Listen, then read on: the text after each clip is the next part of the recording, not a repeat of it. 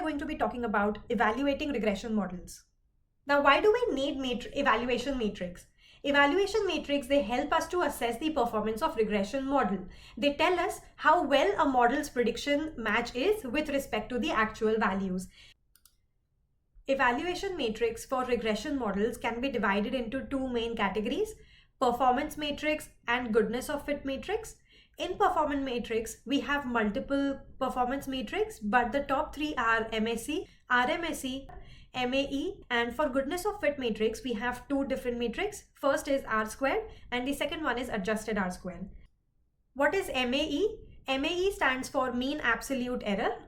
Formula for MAE is 1 by n summation I is equal to 1 to n mod of yi minus y hat, where yi is the actual value and y hat is the predicted value and n is the number of data points.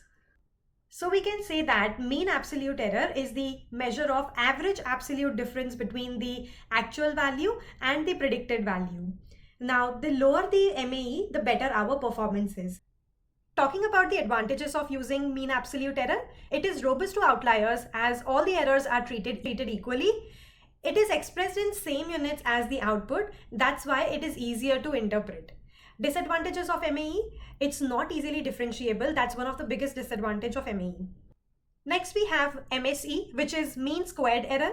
MSE is equal to 1 by n summation I is equal to 1 to n yi minus y hat whole square. As the name suggests, we have to square the errors, and error is given by actual minus the predicted value.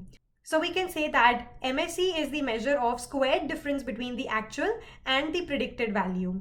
As we are squaring in MSE, we are penalizing large errors more than the mean absolute error. Lower MSE indicator is a better performance of the model. Advantages of MSE, it is differentiable. That's one of the biggest advantage of MSE, and which is why we can use it in optimization algorithms. Second advantage is that it penalizes large errors more. Disadvantages of MSE, it is less interpretable as it is expressed in squared units of the output. Next comes RMSE, which is root mean squared error, and it is given by under root of 1 by n summation I is equal to 1 to n yi, which is the actual value, minus the yi hat, which is the predicted value, whole square. So essentially we can say that this inner thing is MSE, so it is under root of MSE. That's why it's called as root mean squared error. We are always trying to achieve lower MSE because lower MSE means better performance.